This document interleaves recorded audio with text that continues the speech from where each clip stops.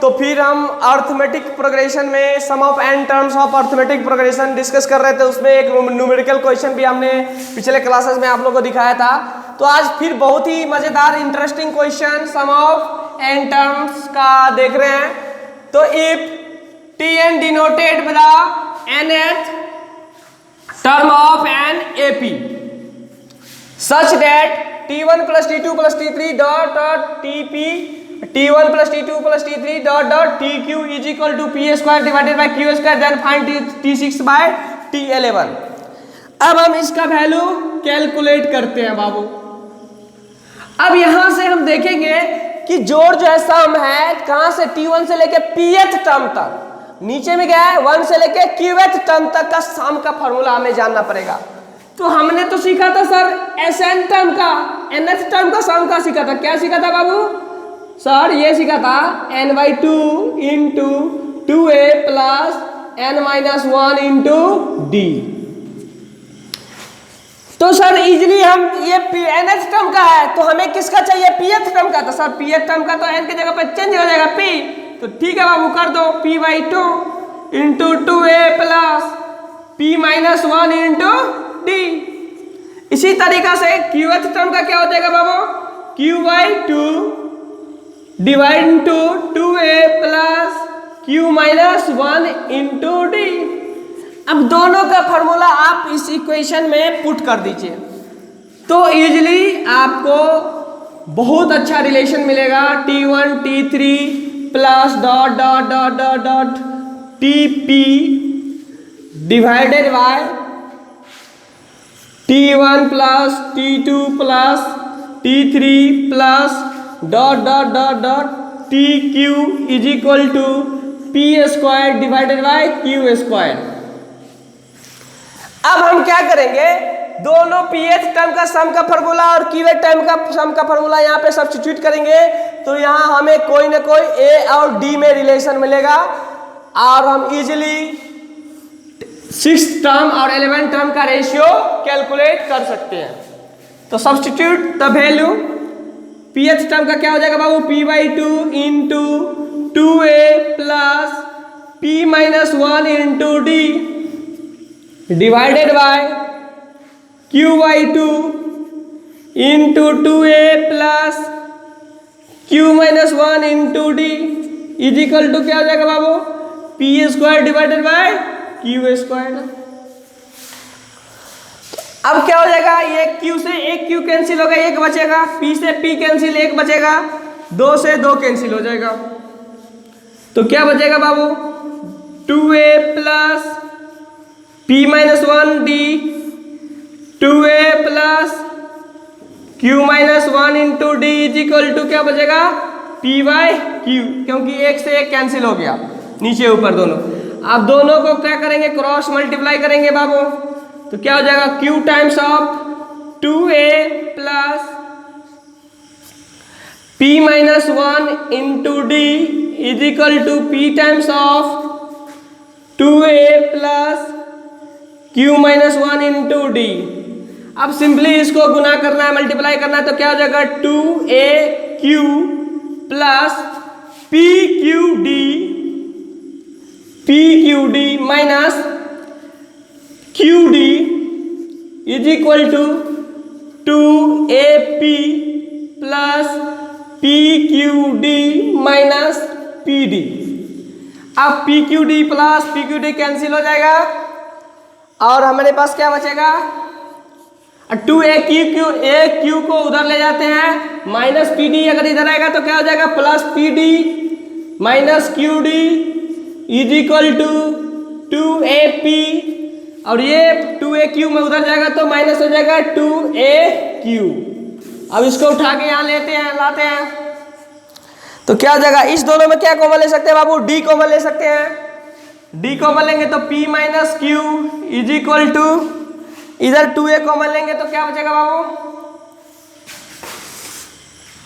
2a अगर common लेते हैं तो क्या बचेगा?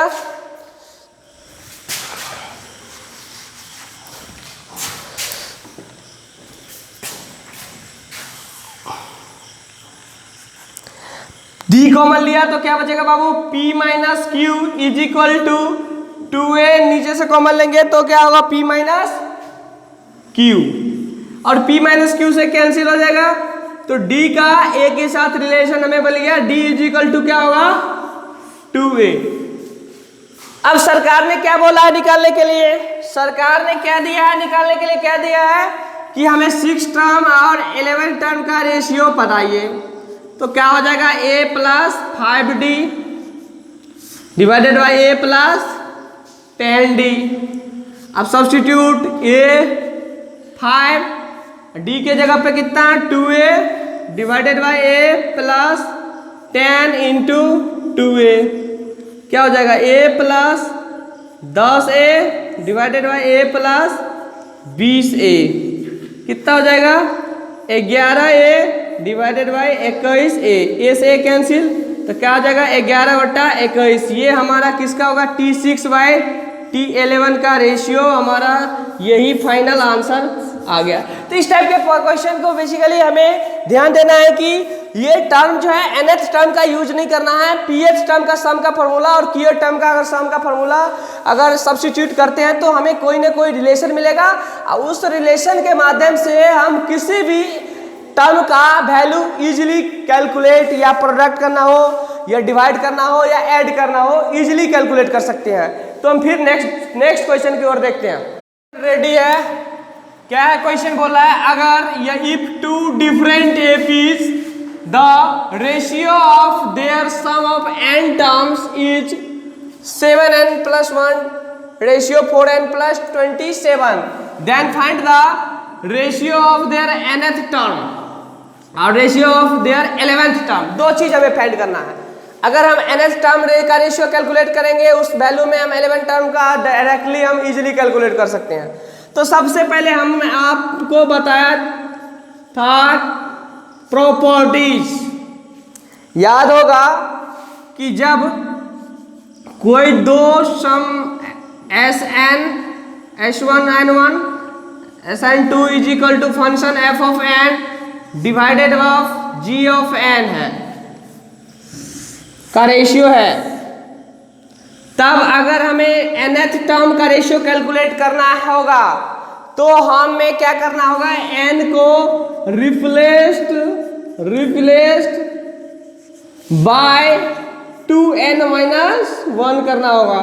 तो अगर इस सम ऑफ nth टर्म का रेशियो का अगर nth टर्म का कैलकुलेट करना हो tn1 divided by tn2 is equal to, तो हमें डायरेक्टली tn के जगह पे 2n माइनस 1 सब्स्टिट्यूट करना होगा।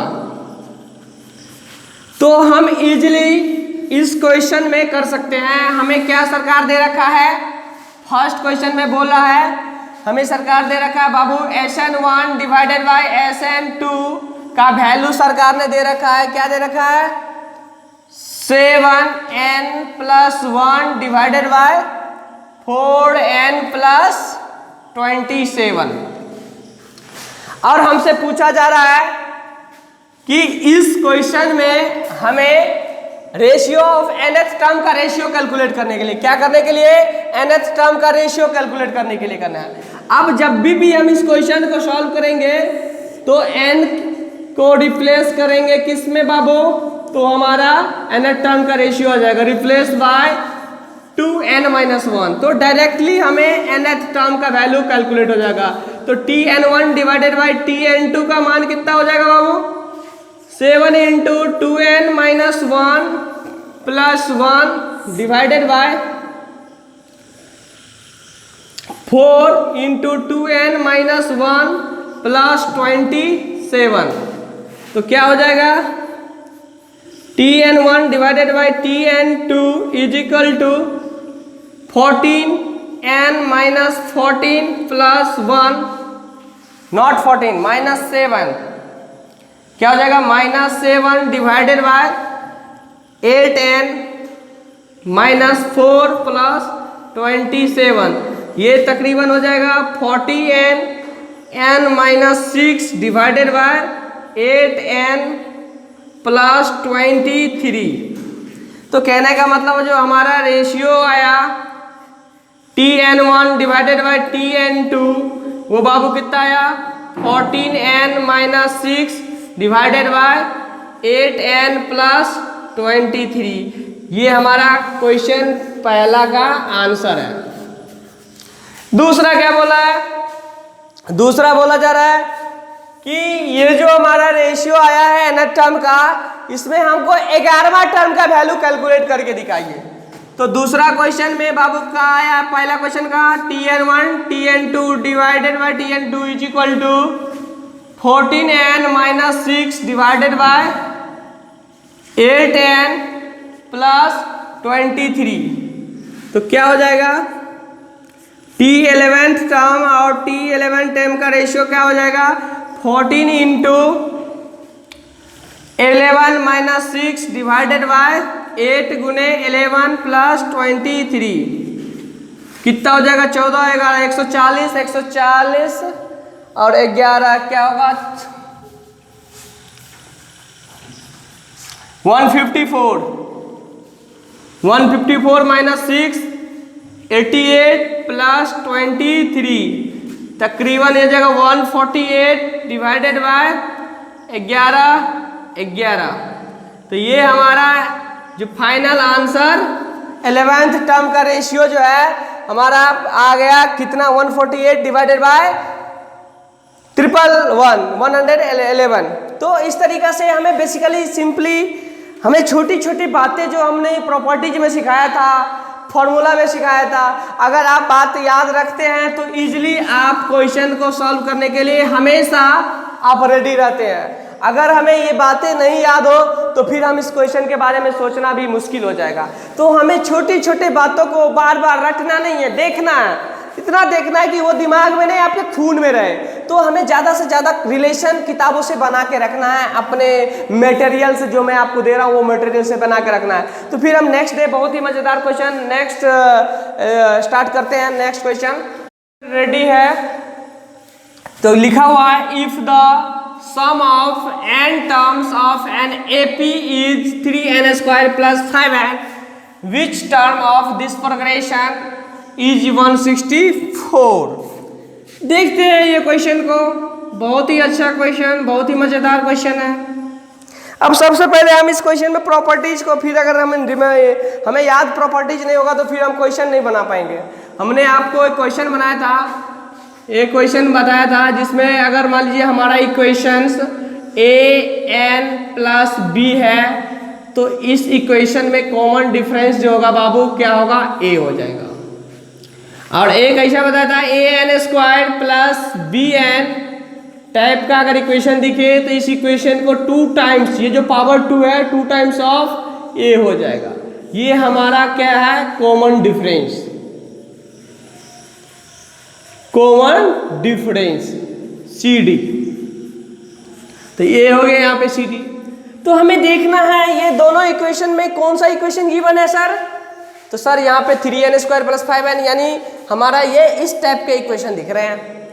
तो हम इससे क्या कैलकुलेट सर कर सकते हैं। हाँ सर कर सकते हैं, कॉमन डिफरेंस तो इजीली कैलकुलेट कर सकते हैं इस इक्वेशन के माध्यम से। सर कर लीजिए पहले 3n स्क्वायर प्लस 5n। अब आपको अगर इसमें से कोई पूछे बाबू इसमें कॉमन डिफरेंस क्या होगा तो डायरेक्टली आप उन्हें बताइए CD जो है 2 टाइम्स ऑफ a यानी 2 टाइम्स ऑफ 3, तो 2 इंटू 3 कितना हो जाएगा 6, कॉमन डिफरेंस 6 हो गया। अब हमें क्या कर रहा है सम ऑफ n टर्म्स का AP का इक्वेशन दे रखा है, यानी सम ऑफ n टर्म्स का फॉर्मूला क्या होता है sir. Sum of n term का वैल्यू कितना दे रखा है 3n square plus 5n।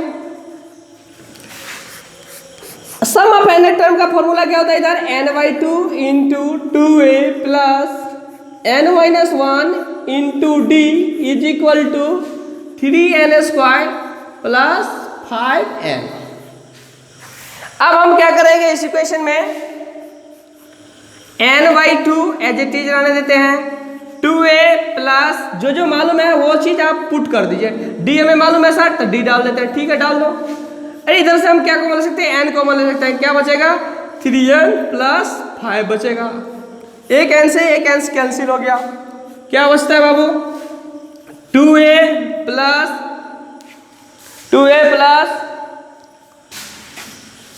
n minus 1 into 6 is equal to, और ये 1/2 इधर जाएगा तो 2 से मल्टीप्लाई हो जाएगा, 2 टाइम्स ऑफ 3n प्लस 5 हो जाएगा, यानी कितना? 3 दूना 6n प्लस 5 दूना 10। तो क्या हो जाएगा? इस दोनों को मल्टीप्लाई करेंगे, 2a plus 6n minus 6 is equal to 6n plus 10। अब देखो प्लस 6n दोनों LHS और LHS कैंसिल हो गया, क्या बचेगा? 2a इज इक्वल टू 10 और माइनस उधर जाएगा तो प्लस 6, कितना हो जाएगा? 16 हो जाएगा, यानी 2a इज इक्वल टू क्या हो गया? 16। तो a का मान आ गया 16 डिवाइडेड बाई 2 यानी 8। तो a बराबर कितना आ गया बाबू? फर्स्ट टर्म हमारा 8 आ गया। कॉमन डिफरेंस हम गिवन देखा अकॉर्डिंग टू इक्वेशंस, तो 6 हो गया कॉमन डिफरेंस। और हमें लास्ट टर्म जो है एन टर्म का लास्ट टर्म का प्रोग्रेशन जो है कितना दे रखा है गिवन? 164। तो क्या होता है टीएन का फॉर्मूला क्या होता है? a plus n minus 1 into D. क्या होता है? हमें कितना नंबर है वो कैलकुलेट करना है। तो Tn क्या है? Tn is the last number.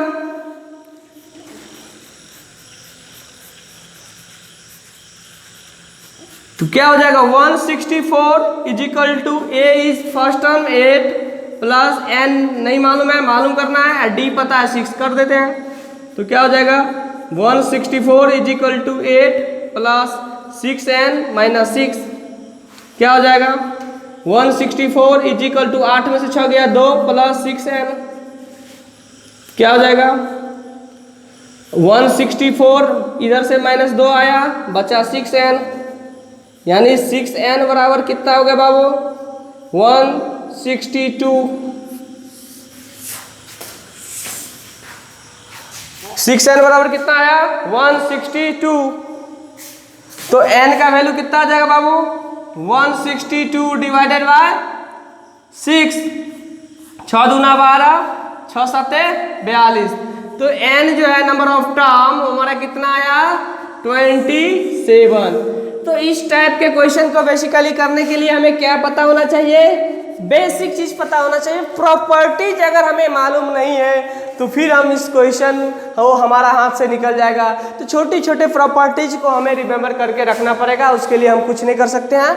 तो अब देखिए फिर से हम कोई नया टॉपिक नया क्वेश्चन के साथ आपसे मुलाकात करेंगे। आज के लिए इतना ही। Good luck, thank you.